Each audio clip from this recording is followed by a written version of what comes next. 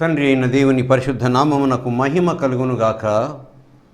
క్రీస్తునందు నా ప్రియమైన శ్రోతలకు ప్రభునామమున వందనములను శుభములను తెలియచేస్తూ జీవవాక్కుల కార్యక్రమంలోని దేవుని మాటలు వినడానికి ప్రేమపూర్వకంగా ఆహ్వానించుచున్నాను. గ్రంథం నుంచి ఒక మాట చదువుకొని సందేశంలోనికి వెళ్దాం. కీర్తనల గ్రంథము 24వ కీర్తన 7-8 వచనాలు చదువుకుందాం. కీర్తనల గ్రంథము 24వ కీర్తన 7-8 వచనాలు చదువుకుందాం. గుమ్మములారా మీ తలలు పైకెత్తుకొనుడి, మహిమగల రాజు ప్రవేశించున్నట్లు పురాతనమైన తలుపులారా మిమ్మలను లేవనెత్తుకొనుడి. మహిమగల ఈ రాజు ఎవడు? బలశౌర్యములు కలిగిన యెహోవా, యుద్ధశూరుడైన యెహోవాయే. గుమ్మములారా మీ తలలు పైకెత్తుకొనుడి, మహిమగల రాజు ప్రవేశించున్నట్లు మిమ్మలను లేవనెత్తుకొనుడి. చాలా చక్కని మాట. గుమ్మములారా మీ తలలు పైకెత్తుకొనుడి. ప్రార్థన చేద్దాం. ప్రభు అయిన దేవా, పరలోకపు తండ్రి, నీ నామమునకు వేలాది వందనములు, స్తుతులు, స్తోత్రములు చెల్లిస్తున్నాం నాయన. ప్రభువా, నీ ప్రియ బిడ్డలకు ఈ టీవీ ద్వారా వాక్యము ఆయన పంచడానికి మీరు ఇచ్చిన సమయాన్ని బట్టి, నా బోటి వాడికి ఇచ్చినటువంటి మీ కృపను బట్టి వందనాలు, స్తుతులు చెల్లిస్తున్నాం. ఏ పాటి వాడనయ్యా, ఎంతటి వాడనేసయ్యా, మీ కొరకు నిలబడుటకు అర్హత లేని వాడను. అయినా మీరు ప్రేమించి పిలిచి అవకాశం ఇచ్చి నిలబెట్టినందుకు వందనాలు, స్తుతులు చెల్లిస్తున్నాం. ప్రభువా, టీవీ ద్వారా ఎంతమంది అయితే నీ ప్రియ బిడ్డలు వింటున్నారో వారికి మీ మాటలు వినిపింపచేయండి నాయన. నీ జీవవాక్కులు వినున్నట్లు, గ్రహించున్నట్లు, అర్థం చేసుకున్నట్లు, అన్వయించుకొని జీవితంలో ముందుకు వెళ్ళుటకు సహాయం చేయమని ఈ టీవీ సాధనాన్ని ఆయన వింటున్నటువంటి శ్రోతలను దీనుడనైన నన్ను కృపగల మీ హస్తములకు అప్పగించుకుంటూ యేసు నామమున ప్రార్థిస్తున్నాము తండ్రి, ఆమేన్. క్రీస్తునందు నా ప్రియమైనటువంటి శ్రోతలారా, కీర్తనల గ్రంథము 24వ కీర్తన భక్తుడైనటువంటి దావీదు వ్రాశాడు. గుమ్మములారా మీ తలలు పైకెత్తుకొనుడి, మహిమగల రాజు ప్రవేశించున్నట్లు మీ తలలు పైకెత్తుకొనుడి. ఎవరా మహిమగల రాజు అంటే బలశౌర్యములు కలిగిన యెహోవా, యుద్ధశూరుడైన యెహోవా. చక్కని మాట వ్రాయబడింది. ఆయన ఆహ్వానిస్తున్నాడు రమ్మని. అయితే ఆయన ఆహ్వానిస్తూ గుమ్మములారా, గుమ్మము అంటే తలుపు, ద్వారబంధము ఉన్నటువంటి ఆ ప్రాంతాన్ని గుమ్మము అంటారు. గుమ్మములారా మీ తలలు పైకెత్తుకొనుడి, తలలు పైకెత్తుకొనుడి, మహిమగల రాజు ప్రవేశించున్నట్లు మీ తలలు పైకెత్తుకొని ద్వారము తెరవండి అని అర్థం. చాలామంది చాలా భావాలు చెప్పారు. ఉన్నది ఉన్నట్టుగా మనం చెప్పుకుందాం. తలలు పైకెత్తుకునుడి అంటే మీరు తల ఎత్తి ఆయన ఆహ్వానించుడి అని అర్థం, అంతే. నా ప్రియమైనటువంటి వారలారా, తలలు పైకెత్తుకొని ఆయనను ఆహ్వానించుడి అన్నారు. 24వ కీర్తన 7-8 వచనాలలో ఈ మాట రాయబడింది. మరలా అదే కీర్తనలో 9-10 వచనాల్లో అదే మాట రెండవసారి వ్రాస్తాడు భక్తుడైనటువంటి దావీదు. రెండవసారి వ్రాయబడిందంటే అది చాలా ప్రయోజనకరమైంది, ప్రాముఖ్యమైంది, ఉపయోగమైంది, చాలా భావము ఉన్నదని, ప్రాముఖ్యత కలిగినదని అర్థం అంటాడు. అదే మాటలు అంటాడు. ఏమని? గుమ్మములారా మీ తలలు పైకెత్తుకొనుడి, మహిమగల రాజు ప్రవేశించున్నట్లు మీ తలలు పైకెత్తుకొనుడి. మహిమగల రాజు ఎవడు? బలశౌర్యములు కలిగిన యెహోవా, యుద్ధశూరుడైనటువంటి యెహోవా వస్తున్నాడైనా తలలు పైకెత్తుకొని మీరు ఆహ్వానించండి అని భావము. సరే, ఈ ఆహ్వానాన్ని ఎవరికి తెలియజేస్తున్నాడు? అప్పటికి మరి గుమ్మములారంటే ఏ గుమ్మము? యెరూషలేము గుమ్మమా? యెరూషలేము దేవాలయం గుమ్మమా? లేకపోతే ఇంకొకరి గృహమా? మరి యెరూషలేము దేవాలయం గుమ్మం అయినట్లయితే యెరూషలేము అప్పటికి కట్టబడలేదు, దావీదు కాలం నాటికి కట్టబడలేదు. తర్వాత తన నివాస గృహమా? తన నివాస గృహం కూడా అప్పటికి కట్టబడలేదు అనుకుంటాను నేను. మరి అటువంటిప్పుడు ఎవరిని ఉద్దేశించి? నా ప్రియమైన వారి దేవుని యొక్క ఆత్మచేత రాయబడింది కనుకనే దాన్ని ఇశ్రాయేలు లేనటువంటి ప్రజలకు రాయబడినటువంటి కీర్తనగా మనము దీన్ని తలంచవచ్చు, అయి ఉండవచ్చు. నా ప్రియమైనటువంటి వారలారా, ఇంకా అంటే ఆహ్వానించాలి. ఆయన తలలు పైకెత్తుకొని ధైర్యంగా, గర్వంగా గౌరవంగా ఆయనను ఆహ్వానించాలి. తలలు పైకెత్తుకొని, మన ముఖములు పైకెత్తుకొని ధైర్యంగా, సంతోషంగా, ఆనందంగా, ఆధిక్యతతో నా రాజును ఆహ్వానిస్తున్నాను, బలశౌర్యములు కలిగిన రాజు నా యెహోవా అని ఆయన ఆహ్వానించాలి. ప్రకటన గ్రంథంలో ఓ మాట అంటాడు, ఒక మాట రాయబడింది. ఏంటంటే ప్రకటన గ్రంథము 3వ అధ్యాయంలో 20వ వచనం రాయబడింది. ఇదిగో నేను తలుపు నొద్ద నిలుచుండి తట్టుచున్నాను, ఎవడైనను నా స్వరం విని తలుపు తీసిన యెడల నేను అతని యొద్దకు వచ్చి అతనితో నేనును నాతో కూడా అతను భోజనము చేయుదుము. నేను తలుపు తట్టుతున్నాను, నా స్వరం విని తలుపు తీస్తే నేను లోపలికి వస్తాను, నేను అతనితో అతడు నాతో భోజనము చేయుదుము అంటాడు. కాబట్టి గుమ్మములారా తలుపు తీయండి, ఆయన తట్టుచున్నాడు అని ఈ మాటకు ఆ మాటని ఎందుకు మనం కలుపుకోకూడదు? ఇది ఆత్మదేవుడు వ్రాయించినటువంటిది. ఆయనను ఆహ్వానించాలి, గుమ్మములారా. ఎందుకని? ఆయన తలుపు తట్టుతున్నాడు, ఆయన తలుపు తట్టుతున్నాడు. నా స్వరం విని ఎవరైనా తలుపు తీసినట్లయితే నేను లోపలికి వస్తాను, వచ్చి నేను అతనితో అతడు నాతో కూడా భోజనము చేయుదుము అని అంటాడు. భోజనము చేయుదుము అంటాడు. ఎంత విలువ కలిగిన మాట, ఎంత మంచి మాట. ఒకవేళ స్వరం విని తలుపు తీసినట్లయితే ఆయనతో, మన ప్రభువుతో, యేసుతో కలిసి భోజనము చేస్తాము అని రాయబడింది. ఆయనను ఆహ్వానించుట, ఆయనను చేర్చుకొనుట, ఆయన మన ఇంట ఉండుట, మనము ఆయనతో కలిసి భోంచేసుట, మనం ఆయనతో గడుపుట ఎంత గొప్పది, ఎంత సంతోషం, ఎంత ఆధిక్యత మనకు. ఎవరికి? మనకు. ఎప్పుడు? ఆ స్వరం విని తలుపు తీసినప్పుడు, ఆ స్వరం విని తలుపు తీసినప్పుడు. నా ప్రియమైనటువంటి వారలారా, నువ్వెవరు అని అడిగినప్పుడు మోషే దేవుణ్ణి, నువ్వు ఎవరు అని అడిగినప్పుడు, నేను నీ పితరులైన అబ్రహాము, ఇస్సాకు, యాకోబుల దేవుడును అంటాడు. నీ పితరులైనటువంటి అబ్రహాము, ఇస్సాకుల, యాకోబుల దేవుడును అని చెప్పేసి అంటాడు. అంటే వారి దేవుడను అని చెప్పడానికి ఆయన సంతోషించాడు, అతిశయించాడు, ఆనందపడ్డాడు, గర్వించాడు. నిజంగా చెప్పుకోవాలంటే నేను మీ పితరుల దేవుడును, ఫలానా వారి దేవుడును అని చెప్పుకోవడానికి నేను సంతోషిస్తాను, ఆయన ఆనందిస్తాడు. మరి అటువంటిప్పుడు ఆయన అబ్రహాము, ఇస్సాకు, యాకోబుల దేవుడిని చెప్పడానికి సంతోషించాడు కదా. మరి అబ్రహాము ఆయన ఆహ్వానించి చేర్చుకున్నాడా ఆయన గృహంలోకి? ఇస్సాకు ఆయన గృహంలోకి ఆహ్వానించి చేర్చుకున్నాడా? యాకోబు ఆయన గృహంలోకి యేసును లేక మన దేవుణ్ణి, మరి యెహోవాను ఆహ్వానించి చేర్చుకున్నాడా? మరి గృహాలే లేవే. మరి వాళ్ళు ఎలా, మరి వాళ్ళకు ఆయన దేవుడు ఎట్లయ్యాడు? వాళ్ళు ఎట్లా ఆయన ఆహ్వానించినారంటే, అబ్రహామును పిలిచినప్పుడు ఆదికాండం 12వ అధ్యాయంలో నువ్వు వెళ్ళు, ఫలానా దేశానికి వెళ్ళు అని చెప్పలేదు, నేను చూపించు దేశానికి వెళ్ళు అని చెప్పేసి అన్నాడు. ఎలా? నీ తండ్రి ఇంటిని, బంధువులను, ఆస్తిని అందరినీ వదిలేసి నేను చూపించు దేశానికి వెళ్ళు అన్నాడు. కానీ ఫలానా దేశం ఫలానా చోట ఉంది, నువ్వు వెళ్ళమని ఎంత మాత్రమో చెప్పలేదు.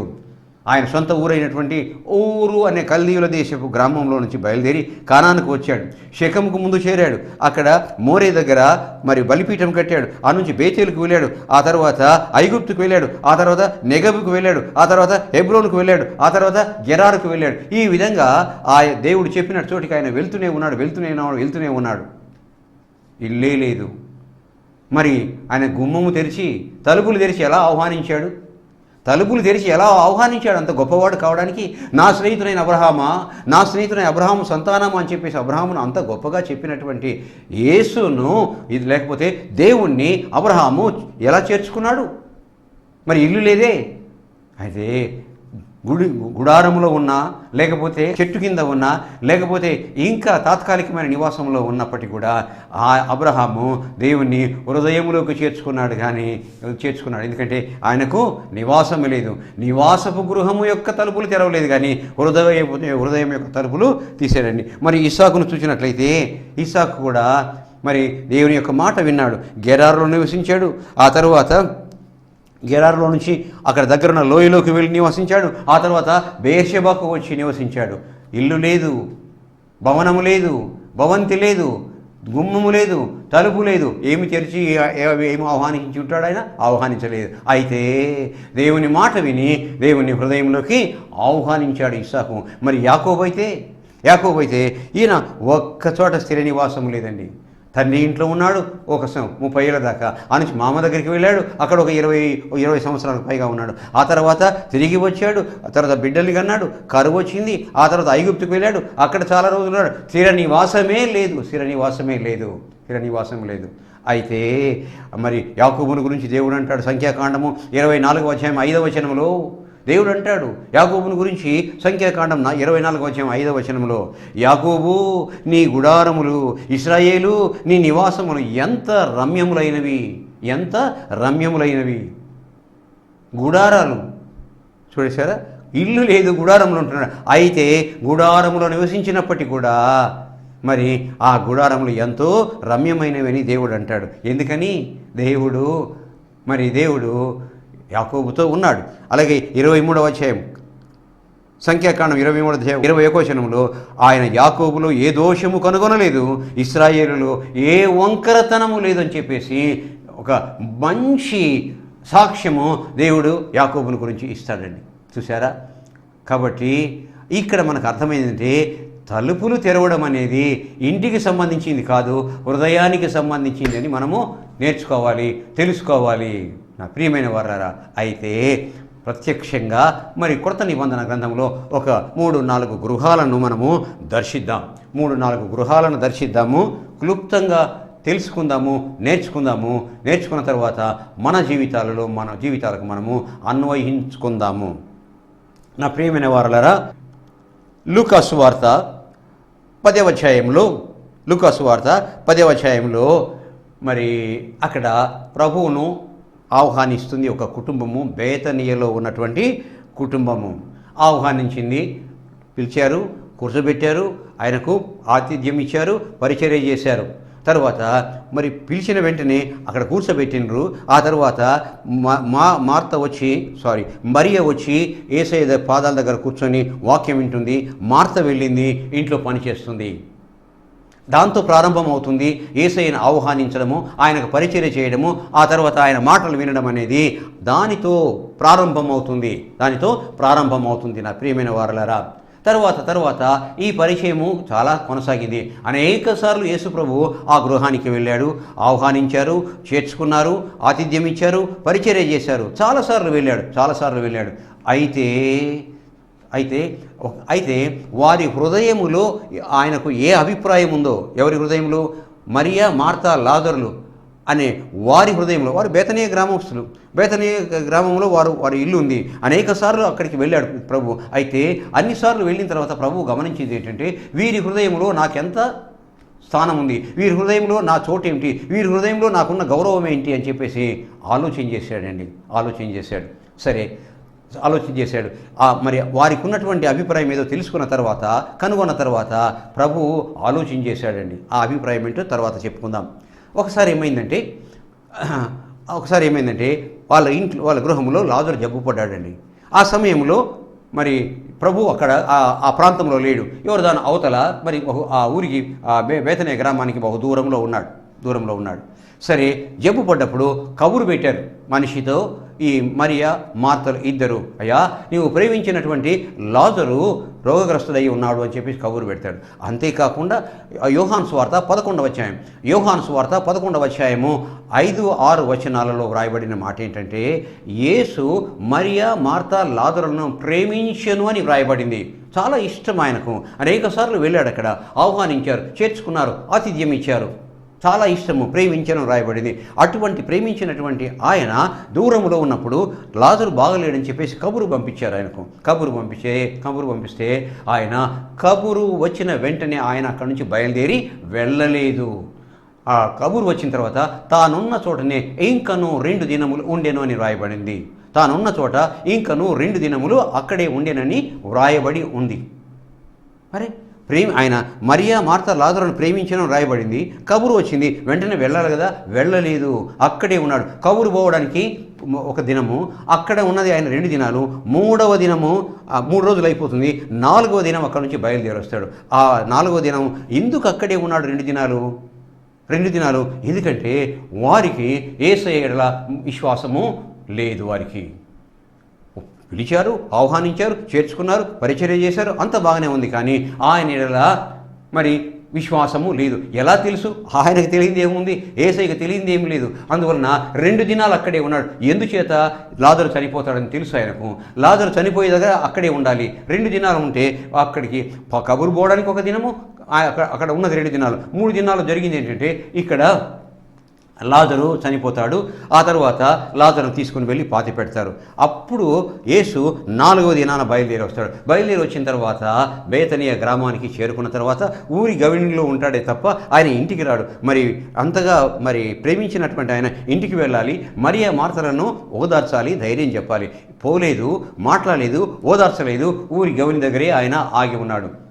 ముందు ఆయన వచ్చినాడనే సమాచారం తెలిసిన తర్వాత మార్త వెళ్ళి, ప్రభువా నీవు ఇక్కడ ఉన్నట్లయితే నా సహోదరుడు చనిపోయి ఉండేవాడు కాదు అని చెప్పేసి అంటాడు. ఆ తర్వాత మార్త ఆయనతో చాలాసేపు మాట్లాడుతుంది. మాట్లాడిన తర్వాత పునరుద్ధానం, జీవం నేనే, ఇవన్నీ కూడా నా విశ్వసించిన వాడు చనిపోడు, చనిపోయిన వాడు బ్రతుకుతాడు, బ్రతికిన వాడు ఎన్నడూ కూడా మరలా చనిపోవడం చెప్పేసి ఆయన చెప్తాడు. సరే, ఈ మాటలు అయిన తర్వాత వెళ్ళి ఆమె పరిగెత్తుకుంటూ, యేసు అక్కడే ఉంటాడు ఊరి గవిని దగ్గర, పరిగెత్తుకుంటూ వెళ్ళి ఏముంటుందంటే మరియతో, మరియా బోధకుడు నిన్ను రమ్మంటున్నాడమ్మా, నిన్ను పిలుస్తున్నాడు అని చెప్పేసి అంటది. బోధకుడు అక్కడేమో అక్కడ యేసు వచ్చినప్పుడు ఏమో, ప్రభువా నువ్వు ఇక్కడ ఉన్నట్లయితే నా సహోదరుడు చనిపోయి ఉండేవాడు కాదు అని చెప్పేసి అంటుంది. ప్రభు అంటే అధిపతి, అధికారి, నీ గొప్ప ఆధిపత్యము, ఆధిక్యత కలిగిన వాడు. నీ ఆధిక్యతకు, నీ యొక్క ఆధిపత్యానికి నేను ఒప్పుకుంటున్నాను, నేను విధేయత చూపుతున్నానని అర్థము ప్రభువా అని సంబోధిస్తే. ఎదురుగా మాత్రం ప్రభువా అని సంబోధించింది.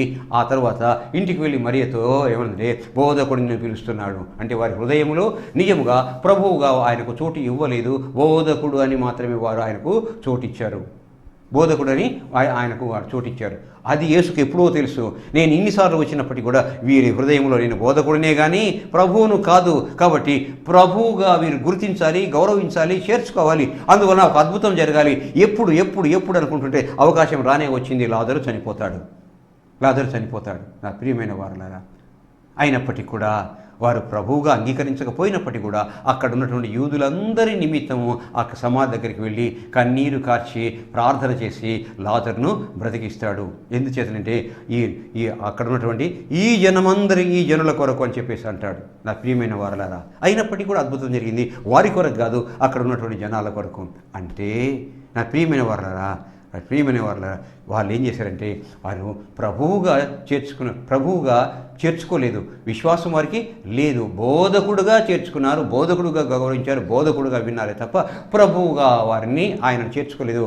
ప్రభువు అని పిలిచింది పైకి మాత్రమే కానీ హృదయపు లోతుల నుంచి కాదు. అందువలన వాళ్ళు హృదయంలోకి ఆయనను ప్రభువుగా చేర్చుకొనలేదు, బోధకుడుగా ఇంట్లోకి చేర్చుకున్నారు. చూసారా, వారి గుమ్మములు తలల పైకెత్తి ఎలా చేర్చుకున్నారంటే బోధకుడుగా చేర్చుకున్నారు. ఇంకొక ఉదాహరణ తీసుకుందాం. కపెర్నహూమ్ అనే పట్టణం ఉంది. అది నేటి స్వీడన్ దేశానికి రాజధాని కోపెన్హామ్ అని పిలువబడుతుంది. అంటే ఆనాటి దేశాలు ఉన్నాయి, ఆనాటి గ్రామాలు ఉన్నాయి. ఎంత మాత్రము కల్పితమైనటువంటి కాదు. బైబిల్ వాస్తవ గ్రంథము అని తెలియబడుతుంది. ఏదో అక్కడ ఒక పట్టణం, ఇక్కడ ఒక పట్టణం, ఆ మేరు పర్వతం, ఆ బంగారు పర్వతం, ఏమేమో ఉన్నాయని చెప్పేసి వ్రాసి ఉండవచ్చు. కానీ అవి ఉన్నాయా అంటే లేవు. కాబట్టి లేకపోయినట్లయితే అవి కల్పిత కథలు అని చెప్పవలసి ఉంటుంది. బైబిల్ మాత్రం ఎంత మాత్రము కల్పితమైనటువంటి కథ కాదు, వాస్తవమైనది, నిజమైనది, ఉన్నది, విన్నది. నా ప్రియమైన వారలారా, కోపెన్హామ్ అంటారు, కపెర్నహూమ్ అని బైబిల్లో రాయబడింది. ప్రభువుల వారు వచ్చారు ఒక దినము ఆ పట్టణానికి, ఆ దగ్గర పట్టణానికి వచ్చాడు. అయితే పట్టణం లోపలికి రాకుండా ఊరి గవిని దగ్గరే ఉన్నాడు. ఆ పట్టణంలో ఒక శతాధిపతి ఉన్నాడు. అంటే 100 మంది సైనికులకు అధికారి అయినటువంటి శతాధిపతి ఉన్నాడు.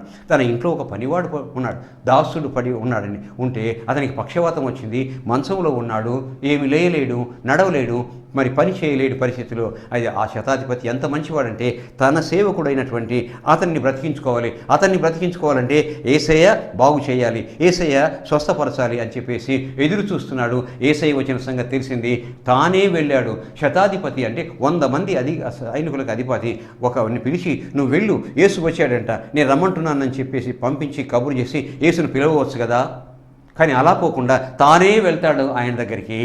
తానే వెళ్ళడము వెళ్తే అది ఆయన ఎడల గౌరవాన్ని తెలియజేస్తుంది.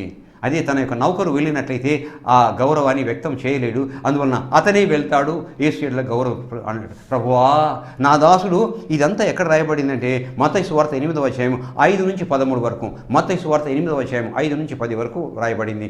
ప్రియమైనటువంటి వారలారా, ప్రభువా నా దాసుడు మిక్కిలి పక్షవాతంతో మిక్కిలి బాధపడుచు ఇంటిలో పడి ఉన్నాడు. ప్రభువా నా దాసుడు పక్షవాతంతో ఇంటిలో పడి ఉన్నాడు, మిక్కిలి బాధపడుతున్నాడయ్యా అని చెప్పేసి అంటాడు. అతనికి ప్రభువా అన్నాడు. అది నిజంగా ప్రభు అన్నాడా, లేకపోతే పైకి అన్నాడా, పెదవులతో అన్నాడా, హృదయంతో అన్నాడా అని ప్రభువుకు తెలిసిపోయింది. వెంటనే అంటాడు, పద నేను వస్తాను పద అంటాడు. నేను వస్తాను పద. వెంటనే ప్రభువా అంటాడు. రెండవసారి ప్రభువా అంటాడు. నిజంగా హృదయం లోతుల నుంచి ప్రభువా అన్నాడా లేదని తెలుసుకోవాలంటే తర్వాత ఏం మాట్లాడిందో మనకు దాంట్లో అర్థమైపోతుంది. ప్రభువా నీవు నా గృహమునకు రాదగలిగినంతటి గొప్పవాడిని కాదయ్యా, అపాత్రుడను ప్రభువా, నేను ఏ పాటి వాడను, నా గృహం ఎంతటిది ప్రభువా, నేను అపాత్రుడనయ్యా. నేను 100 మంది సైనికులకు అధికారిని. ఒకరిని పొమ్మంటే వస్తాడు, రమ్మంటే వస్తాడు, చేయమంటే చేస్తాడు, మానేయమంటే మానేస్తాడు. 100 మంది మీద అధికారి అయిన నాకే ఇంత అధికారం ఉన్నట్లయితే, అధికారి అయినట్టు నాకే ఇంత అధికారం ఉన్నట్లయితే, నువ్వు లోకానికి అధిపతివే, నువ్వు ప్రభువు కదా ప్రభువా, ఇక్కడి నుంచి ఒక్క మాట అంటే నా దాసుడు బాగవుతాడు. అనుమానమే లేదు. ఎంత విశ్వాసమో ఈ శతాధిపతికి ఉందో అర్థమైపోతుంది. ఎంత మరి విశ్వాసం ఉందో ఈ శతాధిపతికి అర్థమైపోతుంది. నీ విశ్వాసమును చొప్పున నీకు కలుగునుగాక అన్నాడు. వెంటనే అక్కడ దాసుడి పక్షవాతం బాగైపోయింది. కూర్చున్నాడు, లేచాడు, నిలబడ్డాడు, నడిచాడు. ఆ శతాధిపతి తిరిగి వస్తుంటే ఏమంటున్నాడు, అయ్యా లేచాడు, నడుస్తున్నాడు. ఎప్పుడు, ఎంత సమయానికి, పలానా సమయానికి, అదే సమయం, ఎందుకంటే అదే సమయానికి యేసు అక్కడ అంటాడు. ఇంకొక మాట కూడా ప్రభు అంటాడు. ఏమన్నాడంటే ఆ మాట అన్నప్పుడు, ప్రభువా నేను అపాత్రుడనయ్యా, నువ్వు ఇక్కడ నుండి ఒక మాట అంటే చాలు అన్నప్పుడు అంటాడు అక్కడ ఉన్నటువంటి వారందరితో ఏమనంటే, ఇంతటి విశ్వాసం కలిగిన వాడిని ఇశ్రాయేలీలో నేను చూడలేదు అన్న తర్వాత ఇంకొక మాట అంటాడు. కొంతమంది ఉత్తరం నుంచి, దక్షిణం నుంచి, పడమర నుంచి, తూర్పు నుంచి వచ్చి అబ్రహాము, ఇస్సాకు, యాకోబులతో కూర్చుంటారు అని చెప్పేసి అంటాడు. ఇది అనవసరమైనటువంటి మాట కాదు, అవసరమైంది. అతని విశ్వాసాన్ని బట్టి అతని అబ్రహాము, ఇస్సాకు, యాకోబులతో కూర్చుంటకు అనుమతి అనుగ్రహించాడనమాట. తర్వాత మరి దాసుని బాగు చేస్తాడు. ఇక్కడ అసలు విషయానికి వస్తే, ఈయన మరి ఎలా చేర్చుకున్నాడు యేసును? ఎలా చేర్చుకున్నాడు? ఇంట్లోకి చేర్చుకున్నాడా? హృదయంలోకి చేర్చుకున్నాడా? ఇంటి గుమ్మములు తెరిచాడా? హృదయపు గుమ్మములు తెరిచాడా? ఇంటి గుమ్మము తెరవలేదు, ఎందుకంటే యేసు ఇంటికి రాలేదు కాబట్టి. హృదయపు తలుపులు తెరిచాడండి. చూశారా ప్రియమైన వారలారా? ఇంకొక ఇంటికి పోదాం, ఇంకొక ఇంటికి వెళ్దాం. 3వ గృహం ఏంటంటే ఎరికో కుటుంబము. 3వ గృహము ఎరికో కుటుంబం లేక ఎరికో గృహము అనగానే ఆ ఎరికో పట్టణంలో ఎవరున్నారు? జక్కయ్య ఉంటాడండి, మనకు బాగా పరిచయమైన జక్కయ్య. ఇది ఈ ఉదంతం, జక్కయ్య ఉదంతం అంతా కూడా 10 వచనాలలో లూకాసు వార్త 19వ అధ్యాయంలో రాయబడింది. 10 వచనాలలో లూకాసు వార్త 19వ అధ్యాయంలో రాయబడింది. ప్రియమైన వారలారా, ఎన్నిసార్లు చదివి ఉంటామో, ఎన్నిసార్లు విని ఉంటామో, ఎన్నిసార్లు బోధించుంటామో, ఎంతమంది బోధకులు చెప్పి ఉంటారో, అయినప్పటికీ కూడా నిత్య నూతనమైనది జక్కయ్య యొక్క చరిత్ర. సరే వెళ్దాం. ఇతని సుంకపు గుత్తదారుడు పలానా పట్టణాన్ని వేలం వేస్తారు. ఎలా అంటే, ఇంత పన్ను కట్టాలి, నువ్వు ఎంతన్నా వసూలు చేసుకో, గవర్నమెంట్కి ఇంత పన్ను కట్టాలి. నేను పన్ను కడతానయ్యా, ఎరికో పట్టణం పన్ను ఇంత కడతాను నేను అని చెప్పేసి టెండర్ కొట్టేశాడండి. అంటే వేలం పాట పాడి వేలంలో ఎరికో పట్టణాన్ని సంపాదించి, దాన్ని ఏమంటే సుంకపు గుత్తదారుడు అంటారు. దాని తెలుగులో సుంకపు గుత్తదారుడు. గుత్తకు తీసుకున్నాడు ఆ పట్టణాన్ని సుంకము చెల్లించడానికి. సరే, ఎంతన్నా వసూలు చేసుకొని గవర్నమెంట్ కట్టాల్సింది ఇంత. నువ్వు 10 రూపాయలు వసూలు చేసుకో, 20 రూపాయలు వేసుకో, 100 రూపాయలు వసూలు చేసుకోడు. అయితే ఎంతటి వాడంటే ప్రభుత్వానికి కట్టాల్సింది 10 రూపాయలు అయితే 50 రూపాయలు వసూలు చేస్తాడు, 40 రూపాయలు తన పెట్టుకుంటాడండి. ఇంత వసూలు చేస్తాడు. గవర్నమెంట్ కట్టాల్సిన ఆ కొద్ది మొత్తం కట్టి తను తీసుకుంటాడు. డబ్బు సంపాదించుకున్నాడు, మూట కట్టుకున్నాడు, పెద్ద మూట అయిపోయింది. మూటను బిగించి ముడి మీద ముడి వేసి బిగించి ఆ మూటను చూసుకుంటూ మూట మీద కూర్చున్నాడండి. యేసయ్యను చూడాలని ఎంత మాత్రమో ఏనాడు అనుకోలేదు. అందరూ చెప్పుకుంటున్నారు, యేసు గొప్పవాడు, యేసు మంచివాడు, యేసు స్వస్థపరుస్తాడు, యేసు రక్షకుడు, యేసు విమోచకుడు, పాపాలను క్షమించాడు, అంత మంచివాడు, ఇంత మంచివాడు, ఆకలి దప్పులు తీర్చేవాడు, స్వస్థపరిచేవాడు అని చెప్పేసి జనాలంతా చెప్పుకుంటుంటే ఇంతకాలము ఆ డబ్బు మూటను చూసినటువంటి జక్కయ్య యేసును చూడాలి, యేసును చూడాలి, యేసును చూడాలి అని చెప్పేసి కోరిక కలిగింది.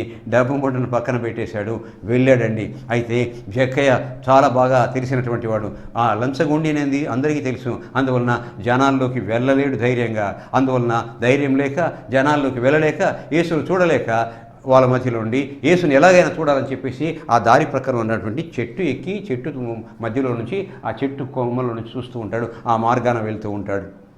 సరే, కానీ ఏ జక్కయ్య యొక్క హృదయంలో ఏముంది, జక్కయ్య ఏమనుకుంటున్నాడు, యేసుకు ఎటువంటి స్థానం ఇచ్చాడో యేసుకు తెలుసు. సరాసరి ఇక్కడికి వచ్చిన తర్వాత జక్కయ్య దిగిరా, నేడు నేను నీ ఇంట ఉండవలసి ఉన్నది. దిగిరా, నేడు నేను నీ ఇంట ఉండవలసి ఉంది.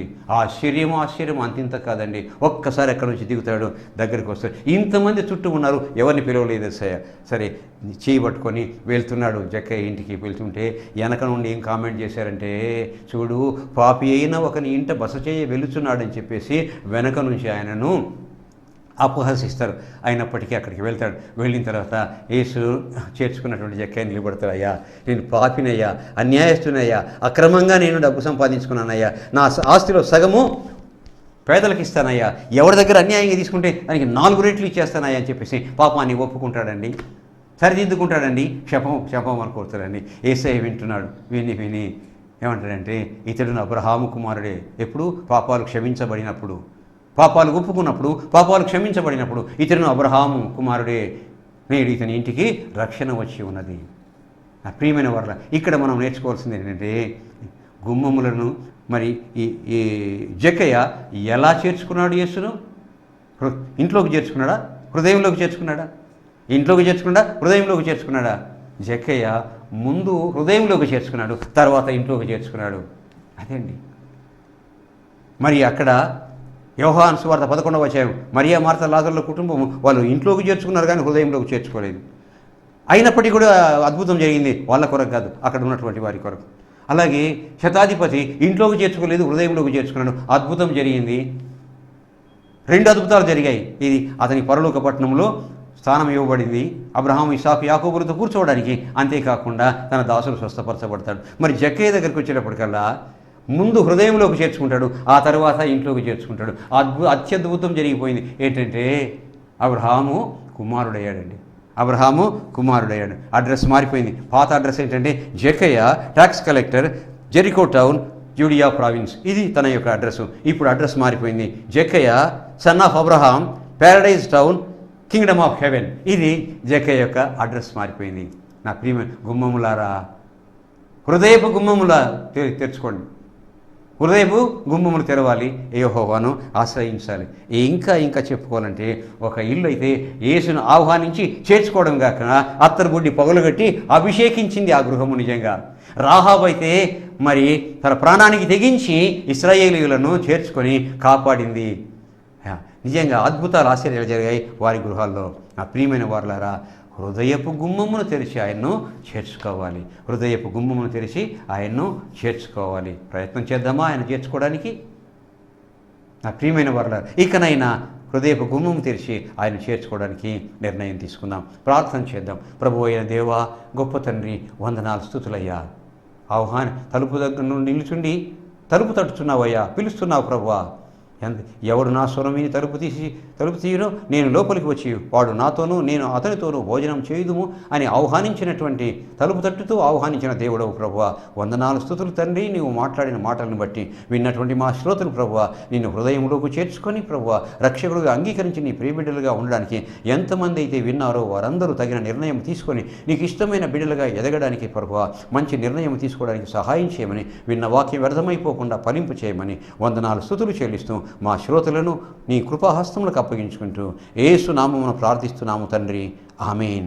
తండ్రి, కుమార, పరిశుద్ధాత్మ త్రియేక దేవుని కృప అనుగ్రహించబడునుగాక. ఆమేన్, ఆమేన్, ఆమేన్.